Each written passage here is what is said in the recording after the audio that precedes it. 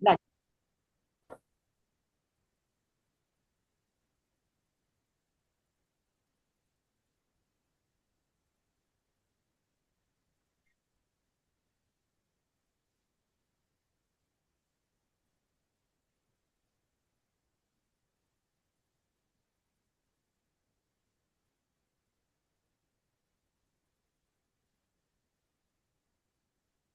Buenos días.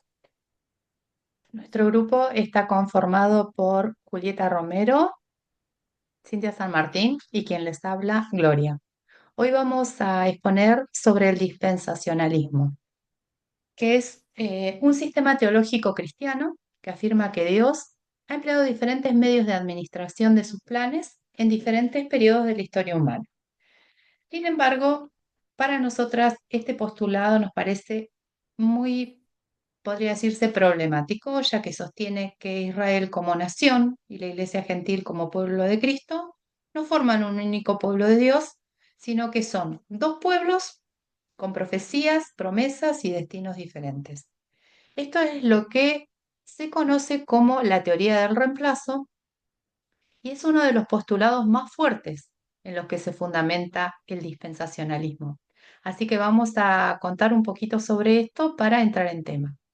Este postulado de suplantación sostiene que Israel ha perdido su lugar distintivo como pueblo escogido de Dios y ha sido suplantado por la Iglesia cristiana. De esa manera, la Iglesia es la nueva Israel, heredera de las promesas y bendiciones que originalmente estuvieron destinadas para Israel. Pero nos preguntamos, ¿es esto realmente lo que la Biblia enseña?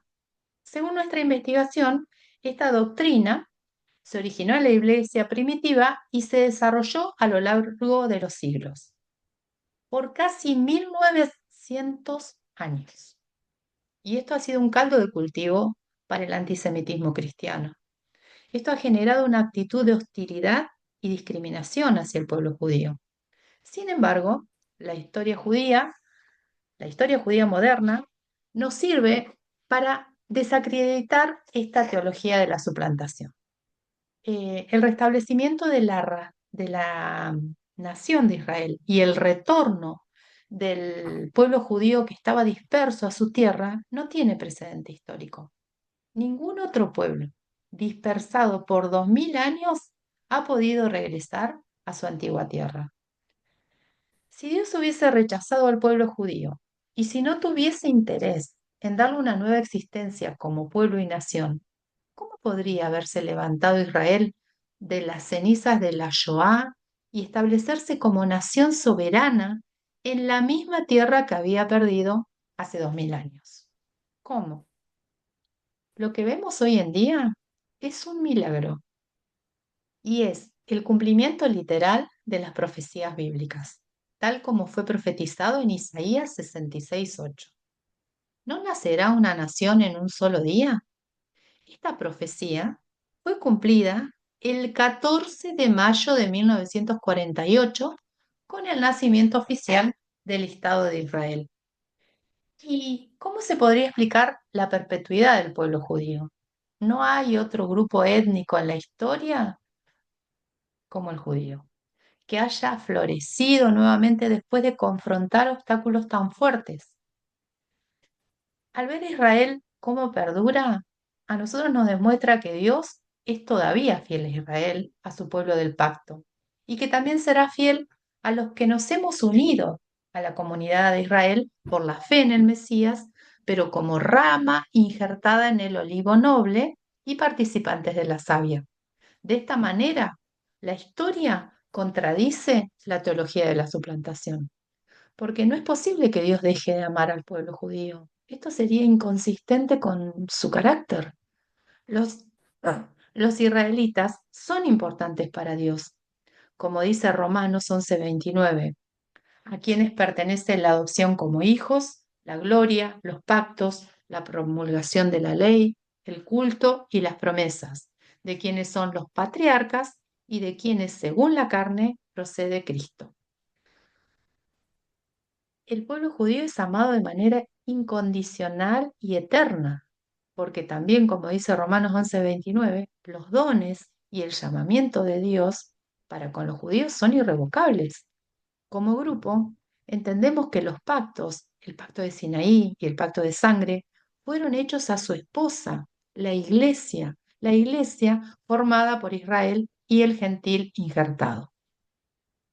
También en Romanos 7:4, aquí que dice: así también vosotros, hermanos míos, habéis muerto a la ley mediante el cuerpo de Cristo, para que seas de otro, del que resucitó de los muertos, a fin de que llevemos fruto para Dios. Aquí Pablo está explicando Deuteronomio 24, del 1 al 4, que dice: cuando alguno tomare mujer y se casare con ella, si no le agradare por haber hallado en ella alguna cosa indecente, le escribe carta de divorcio y se la entrega en su mano, y la despide de su casa. Y salida de su casa, sí, podrá ir y casarse con otro hombre. Pero si la aborreciera este hombre y le escribe también carta de divorcio y se la entrega a su mano y la despide, o si hubiere muerto el postrer hombre que la tomó por mujer, no podrá su primer marido que la despidió volverla a tomar para que sea su mujer después que fue envilecida, porque es abominación delante de Jehová. Nosotros vemos aquí que el primer esposo es Jesús. El Verbo se hizo carne y murió. Murió para redimir y liberar a la esposa y romper las cadenas de adulterio que había en Israel. Es decir, que muere para limpiar a la esposa del adulterio. Es por eso que la iglesia no pudo haber nacido en Pentecostés, como dice la teología dispensacionalista. Hay un nuevo pacto, pero no hay un cambio de esposa. Lo que hay es una alianza que se expande. Cuando se habla del nuevo pacto, está implícito el sacrificio del Mesías. Así que, por eso, es mediador de un nuevo pacto, como dice Hebreos 9:15, para que, interviniendo muerte para la remisión de las transgresiones que había bajo el primer pacto, los llamados reciban la promesa de la herencia eterna. Las palabras del profeta Jeremías también silencian esta errónea teoría en Jeremías 33:25, que dice: si no hubiera permanecido mi pacto con el día y con la noche, y si no hubiera establecido las leyes del cielo y de la tierra, entonces hubiera desechado la descendencia de Jacob y de mi siervo David, para no tomar de su descendencia quien gobernara sobre la descendencia de Abraham, de Isaac y de Jacob. Pero yo restauraré su bienestar y tendré misericordia de ellos, dice el Señor. Nosotras sabemos que las leyes todavía están vigentes. Entonces, también estamos seguras que Dios no ha reemplazado a su pueblo del pacto, que Dios no ha reemplazado a Israel. Él está en el proceso de restaurar a su pueblo Israel en su tierra y para sí. Él cumplirá su eterno pacto con Abraham, Isaac, Jacob y su descendencia. Dios guarda su pacto y sus promesas con Israel. Entonces podemos tener total confianza que también guardará sus promesas a quienes hemos sido injertados en el olivo. Ahora continúa nuestra compañera Julieta con las etapas del dispensacionalismo. Bueno, ¿qué tal? Bueno, en sí, dispensacionalismo es de un origen griego, ¿sí? Que esta palabra significa la administración de los tiempos o periodos, que en realidad comienza con la filosofía de los griegos. Vamos a ver a uno de ellos que se llama Clemente, al cual recibió a Orígenes como estudiante en el 185 del Era Común, y asumió el método de la interpretación alegórica. Esto quiere decir interpretar la palabra, interpretar las escrituras, ¿sí? Este método, perdón, alegórico resulta la negación del significado literal y primario de las escrituras, y sus resultados fueron desastrosos para la teología, ¿sí? Aquí con este método alegórico, con Orígenes, ¿sí? La interpretación le dio paso a la teología del reemplazo. Entonces, acá lo que hablamos en la palabra del dispensacionalismo se tomaron de Efesios 1:10, en el cual dice: de reunir todas las cosas en Cristo en la dispensación del cumplimiento de los tiempos, así como las que están en los cielos como las que están en la tierra. Esta palabra dispensacionalismo se puede dividir en 7 periodos. Tenemos el periodo, ¿sí?, de la inocencia, el dispensacionalismo de la inocencia, que comienza con la creación del hombre en el huerto, en el Edén, perdón, y termina con la expulsión del hombre del Edén a causa de su pecado. ¿Por qué inocencia? Porque en un principio Adán fue creado inocente, ¿sí?, con una santidad que lo capacitaba para poder hablar cara a cara con Dios. Pero la responsabilidad de Adán era administrar el huerto, pero a causa del pecado, ¿sí?, la consecuencia no solo fue para él, sino también para la creación. Así que este juicio de Dios hace que Adán sea expulsado del huerto. En el segundo periodo vemos la dispensación de la conciencia, ¿sí?, donde eran conscientes del bien y del mal, ¿sí? Comienzan con los hijos de Set y terminan con el diluvio de Noé. Este título implica que había ley antes o después de este periodo.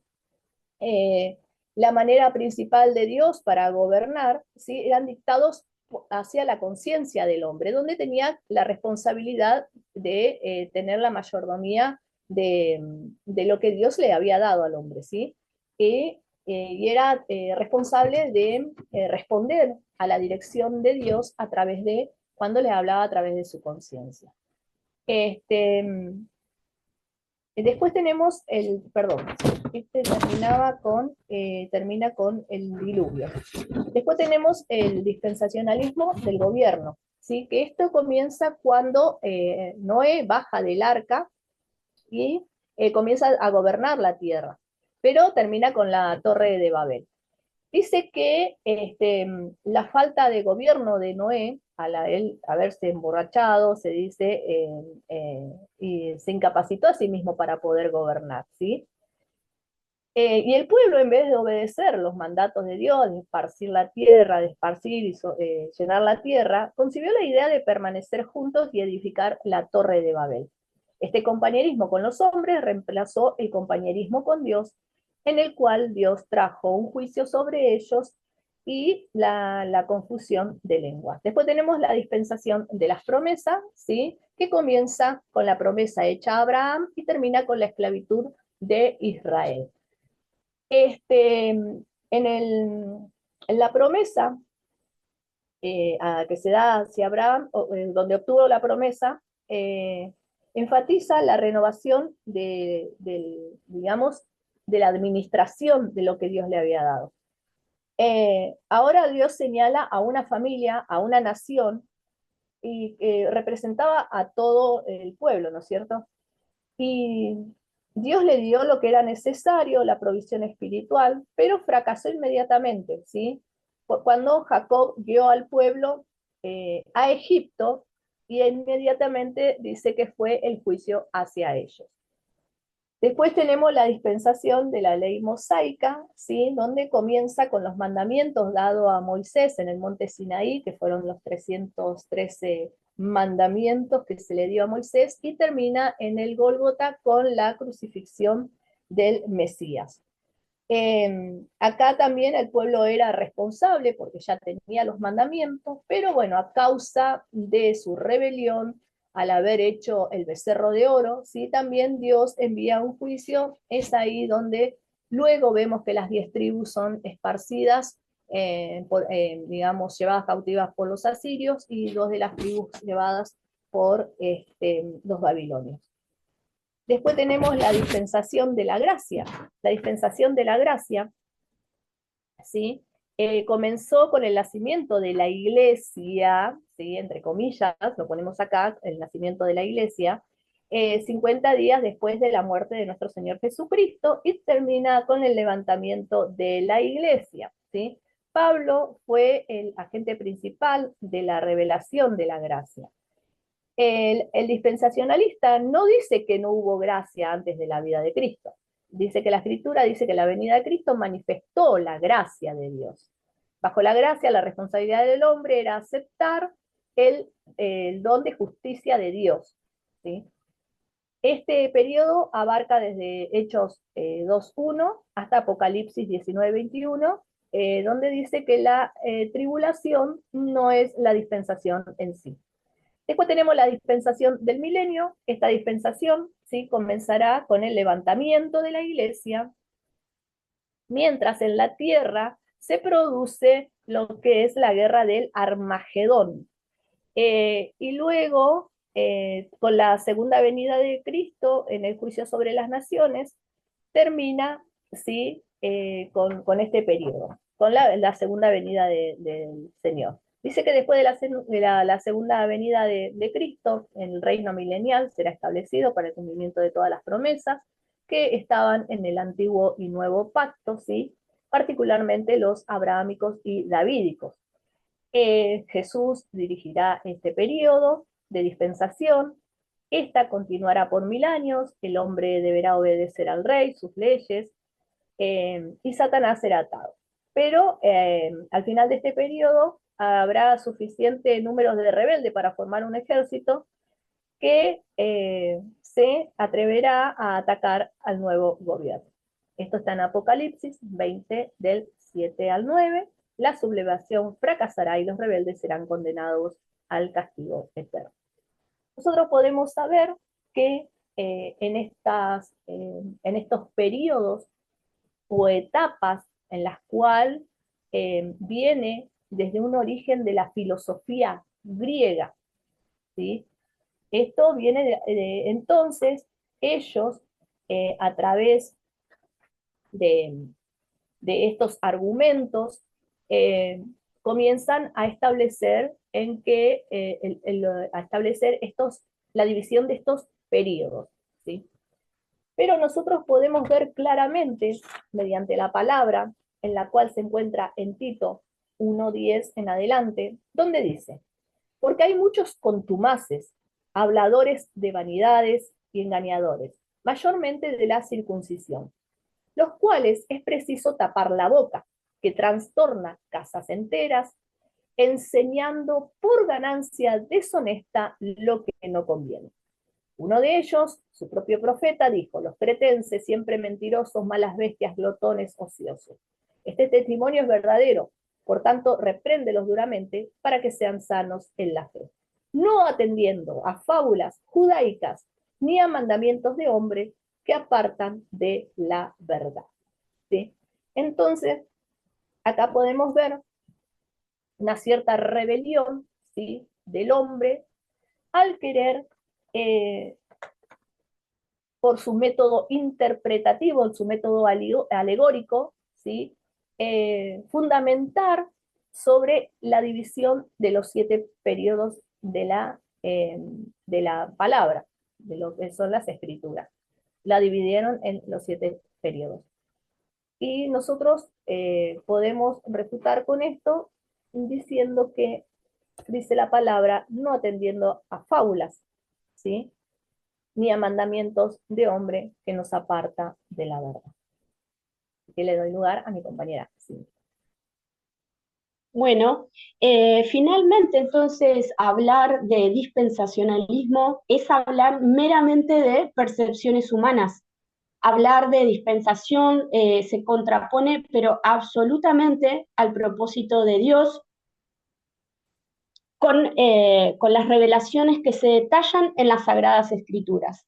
Este movimiento se encuentra fundamentado bajo la dirección de un grupo de separatistas, analiza las palabras desde un sentido hermenéutico y las mismas siempre serán refutadas, siendo escasas al momento de ser sometidas a veracidad de los autores. El dispensacionalismo utiliza la hermenéutica como principio de la interpretación literaria asignada a cada palabra y siempre se va a basar en lo gramatical y en lo histórico que esconde cada palabra. Toma como creencia el principio literal, es decir, las profecías tanto del nacimiento del Mesías, su ministerio y su muerte estarían vistas desde un punto meramente literario. Es por ello el dispensacionalismo se basa en una interpretación que es exclusiva, metódica de las escrituras, siendo siempre sus límites un método que va a ser llano, normal o literal. Desde nuestro punto de vista y como grupo, este movimiento es sumamente engañoso, ya que induce un sentido de error a la interpretación de la palabra, levantándose en contra del conocimiento de las Sagradas Escrituras, ya que intenta dividir e interpretar mediante métodos y compartimientos y apartados que no existen en la palabra. No están relacionados entre sí, pero en cambio nosotros tenemos la Biblia, que es una historia que está en revelación y es continua, conformada por infinitas profecías y cumplimientos que van a ser secuenciales, que nos van a conducir siempre a un contexto en un tiempo. La notoriedad más destacable para nosotras es que existe una historia que está en desarrollo. La Biblia expone, tanto desde Génesis hasta Apocalipsis, la redención de la humanidad por medio de Jesús el Mesías. Las Sagradas Escrituras, finalmente, portan de una gran historicidad, relatada, por ejemplo, en los libros de Primera de Samuel y Segunda de Crónicas, la historia de Israel que cubrirá más de 5 siglos. Y para finalizar, nosotras tomamos las palabras que cita el escritor McDowell en su libro y dice: la Biblia leída por más gente y publicada en más idiomas que cualquier otro libro, sigue afirmando la supervivencia a través del tiempo y su supervivencia en medio de tanta crítica.